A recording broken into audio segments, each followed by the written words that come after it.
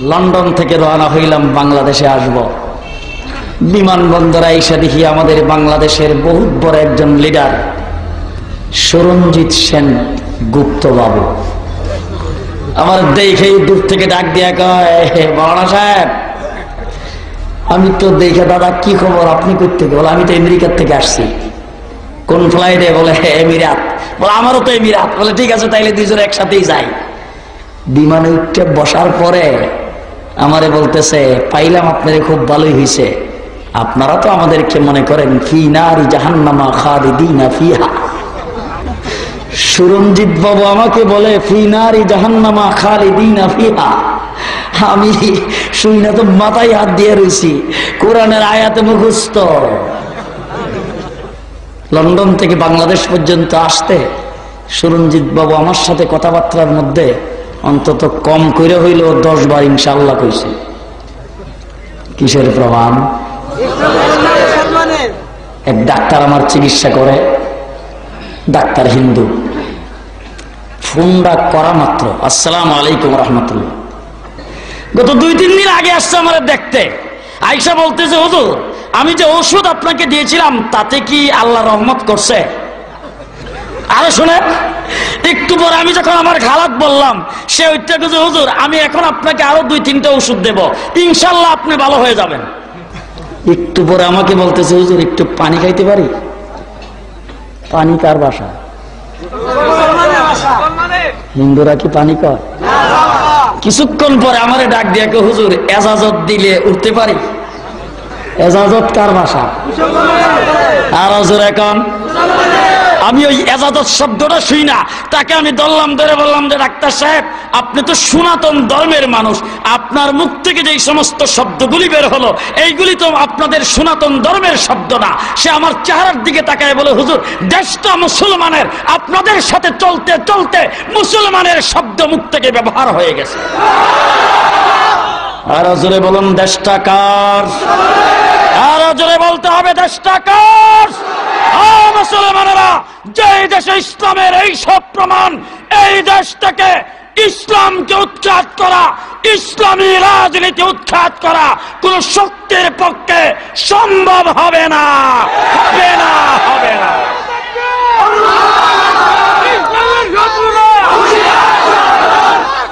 ও মুসলমান, আজকে আমাদের যে জিনিসটার দরকার সেই জিনিসটা হলো আমাদের ভিতরে তাকওয়া নাই। ঠিক না বেটি? আমরা মুসলমান ঠিক, যা কিছু বললাম সবগুলো মুসলমানের।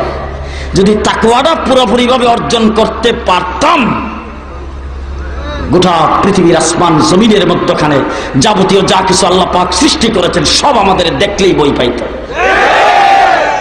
হ্যাঁ, সেই জিনিসটা তো আমাদের ভিতরে নাই, শুধু এই জিনিসটার অভাব। এইটা যদি হাসিল করতে পারেন, নাস্তিক মুরতাদের আমাদেরকে কিছুই করতে পারবে না। আমি আজকে আপনাদের সামনে হলফ করে বলতে পারি, আমার এই বাংলাদেশের আওয়ামী লীগ ইসলাম বিরোধী নয়, বিএনপি ইসলাম বিরোধী নয়। হাজার হাজার আওয়ামী লীগের নেতা কর্মী, মসজিদ মাদ্রাসা কমিটির পরিচালক, এই দেশের হাজার হাজার আওয়ামী লীগের নেতা কর্মী আছে যাদের যাকাতের দ্বারা মাদ্রাসাগুলি চলে। মুসলমানেরা, আওয়ামী লীগের নেতা বঙ্গবন্ধু শেখ মুজিবুর রহমান দেশ স্বাধীনের পরে ওআইসি সম্মেলনে যোগদান করে সর্বপ্রথম আমার এই দেশকে বিশ্বের মানচিত্রে দ্বিতীয় বৃহত্তম মুসলিম দেশ বলে ঘোষণা করেছেন। ও আমার আওয়ামী লীগের বাইরা, আওয়ামী লীগ যারা করে তারা ইসলাম বিরোধী না। কাকরাইল মসজিদের জায়গা বঙ্গবন্ধু শেখ মুজিবুর রহমান সাহেব বরাদ্দ দিয়েছেন, ইসলামিক ফাউন্ডেশন শেখ মুজিবুর রহমান সাহেব করেছেন। ও মুসলমানেরা, আওয়ামী লীগ ইসলাম বিরোধী নয়, ইসলামের দুশ্মন নয়, বিএনপি ইসলাম বিরোধী নয়। ইসলাম বিরোধী হয়েছে গুটি কয়েক নাস্তিক মুরতাদ রাশেদ খান মেননের কবির চৌধুরীরা, যারা আজানকে বেশ্যার আওয়াজের সাথে তুলনা দেয়। ঠিক না ঠিক? মুসলমান, দুঃখ হয় ওই জায়গায় শীত লাগে তো গায়ে? আরে মিয়া, শীতের দিন তো শীত লাগবেই, বাস্তবতাটা বলেন। শীত লাগে তো? আরামের বিছানাকে হারাম করে রাত্র 12টার পর অর্ধরাত্রে এই জায়গার মধ্যে বসে আছেন, ধর্মের টানে এই জায়গায় আগমন করেছেন, ঠিক না বে ঠিক? ধর্মের টানে আজকে শুধু আপনাদের এখানে নয়, বাংলাদেশের লক্ষ লক্ষ মানুষ এই ধরনের মাহফিলে যোগদান করে, ধর্মের টানে আগমন করে। যদি এই বাংলার মাটিতে দাঁড়ায় কোনো মন্ত্রী বলে ধর্মের নিশা আর মদ গাজার নিশা সমান, দুঃখ হয় ওই জায়গায়। মুসলমান গুটি কয়েক নাস্তিক মুরতাদের কাছে বাংলাদেশের মাটি ও মানুষকে ইজারা দেওয়া হয় নাই, ঠিক না বে ঠিক? এই দেশ আমার, এই মাটি আমার, আমরা এই দেশে ইসলাম নিয়ে, কোরআন নিয়ে বেঁচে থাকতে চাই। জীবন থাকুক আর যাক, কে কে রাজি আছেন হাত উঠান।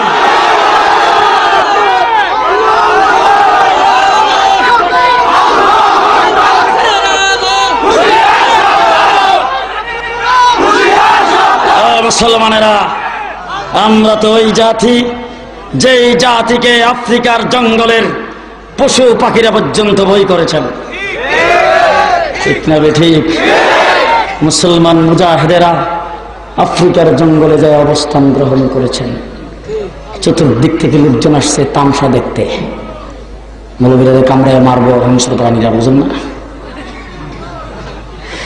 একজন মুজাহিদ যাইয়া বলেছে, হুজুর, যেই জায়গায় আমরা আগমন করেছি এই জায়গায় মাটির নিচে, মাটির উপরে হিংস্র প্রাণী বসবাস করে, এই জায়গায় তো থাকা যাবে না, একটু পরেই আমাদেরকে সুবল দিবে, দংশন করবে। কমান্ডার ডাক দিয়ে বলে, আসো ওদিকে একটা উঁচা জায়গার উপর দাঁড়াইয়া হিংস্র প্রাণীদের উদ্দেশ্যে বক্তৃতা করব। আশেপাশের লোকজন মৌলবীর মাথাটা খারাপ হয়েছে পুরো তালে।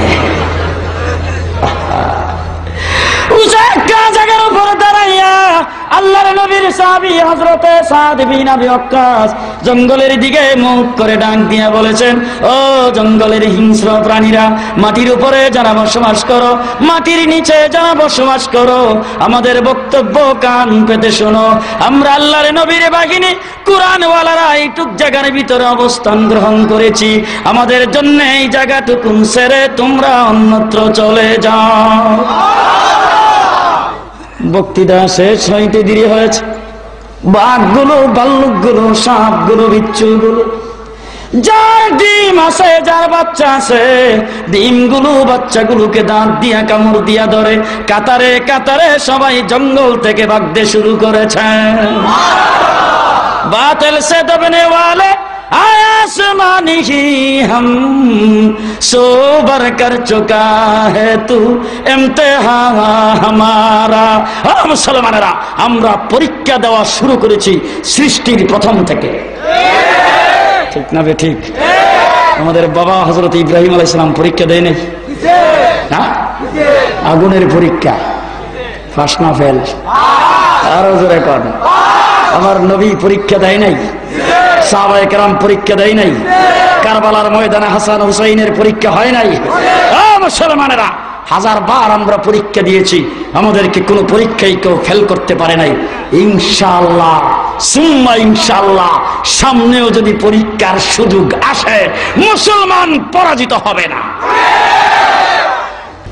ইরাক যখন বিজয় হয়েছে, ইরানের মুসলমানেরা অগ্নিপূজক হযরত সাদ বিন আবি ওয়াক্কাস রাদিয়াল্লাহু তাআলা আনহু ইরানের রাষ্ট্রপ্রধানের কাছে খবর পাঠাইছে, আমরা আল্লাহর নবীর বাহিনী কোরআন নিয়ে তোমার রাষ্ট্রে আগমন করতেছি। চিঠি পাইয়া রাষ্ট্রপ্রধান অ্যাসেম্বলির মিটিং ডাকছে, সংসদ অধিবেশন, মন্ত্রী পরিষদের মিটিং। ওই মিটিং এর মধ্যে প্রেসিডেন্ট ডাক দিয়ে বলছেন, মদিনার রাসূলের বাহিনী কোরআন নিয়ে আসতেছে আমাদের রাষ্ট্রে, আমরা এখন কি করব? সমস্ত সংসদ সদস্যরা স্যার বলেন কি, আমরা তাদের মোকাবেলা করব, আমাদের এইখানে আইসা বাহাদুরি করবে। প্রেসিডেন্ট ডাক দিয়ে কয়, থামো থামো, মুসলমানদের সাথে মোকাবেলা করে কেউ পারে না। একজন ওইটা চা ইরাক আর ইরানের মধ্যখানে যে দজলা নদী, নদীর যে ব্রিজটা, এই ব্রিজটা ভেঙে দিলে ওরা এই নদী পার হয়ে আসতে পারবে না। এটাই সিদ্ধান্ত হয়েছে। বিশাল বড় দজলা সাগর, ওই সাগরের ব্রিজ ভেঙে পানির সাথে মিশিয়ে দেওয়া হয়েছে। আল্লাহর নবীর সাহাবী হযরতে সাদের সাথে 30,000 মুজাহিদ। আল্লাহর নবীর সাহাবী হযরতে সাদ 30,000 মুজাহিদ বাহিনীর আগে, পেছনে 30,000-এর বাহিনী ঘোড়ার উপর সওয়ার অবস্থায় সাগরের পারে এসে দাঁড়াইছে। সামনে বিরাট বড় বড় ঢেউ, উত্তাল তরঙ্গ মালা শুরু হয়ে গেছে।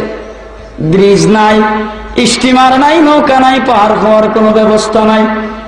কমান্ডার ইন চিফ হযরতে সাদ পেছনের দিকে ফিরে তাকায়া চোখের ইশারায় সকলকে বুঝাইয়া দিয়েছেন, ও আল্লাহর নবীর বাহিনী, আমাকে যদি কমান্ডার মেনে থাকো, আমি যা করি তোমাদেরও তাই করতে হবে। চোখের ইশারায় সবাইকে এই কথা বোঝাই। সামনের দিকে পানি, বড় বড় ঢেউ আসতেছে। আল্লাহর নবীর সাহাবী হযরতে সাদ আল্লাহু আকবার বলে নিজের ঘোড়াটাকে উত্তাল তরঙ্গ মালার উপর দিয়া দৌড়ানি দিয়েছেন। কয় হাজার? 30,000-এর বাহিনী সকলে পানির উপর দিয়া ঘোড়া দৌড়াইতে আরম্ভ করেছেন। 30,000-এর বাহিনী ঘোড়া দৌড়াইয়া পানির উপর দিয়া যখন আগমন করতেছে, ইরানের বাহিনী সাগরের কিনারে দাঁড়াইছিল মোকাবেলা করার জন্য। তাদের হাতের অস্ত্র শস্ত্র সব ছেড়ে দিয়ে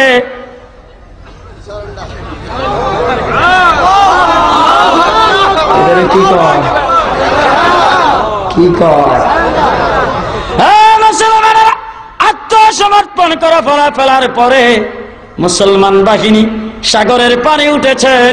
বিনা যুদ্ধে ইরান বিজয় হয়ে গেছে। মুজাহিদ বাহিনীর কমান্ডার সবাইকে ডাক দিয়ে জিজ্ঞাসা করেছে, ও মুজাহিদ বাহিনী, তোমরা যে এত বড় উত্তাল তরঙ্গমালার উপর দিয়া এত বড় সাগর পাড়ি দিয়ে আসলাম, রাস্তায় তোমাদের কোনো অসুবিধা হয়েছে কিনা? সবাই ডাক দিয়া বলে, না হুজুর, আমাদের কোনো অসুবিধা হয় নাই। আমরা যখন সাগরের মধ্যখানে আইসা ঘোড়া দৌড়াইতেছিলাম, আমাদের কাছে মনে হয়েছে মক্কা মদিনা সেই মরুভূমির উপর দিয়া যেন ঘোড়া দৌড়াইতেছি। একজন মুজাহিদ যায় বলে, হুজুর, আমার একটা মাটির পাত্র ছিল, পানি পান করতাম, কই যেন পড়ে গেছে। কমান্ডার ডাক দিয়া বলে, আসো দেখি সাগরের কিনারে যায় দেখি। সাগরের কিনারে যায় দেখে পানির ঢেউয়ে ভাসাইয়া সাগরের কিনারে ওই মাটির পাত্রটাকে তুলে ধরেছেন। বাতাল সে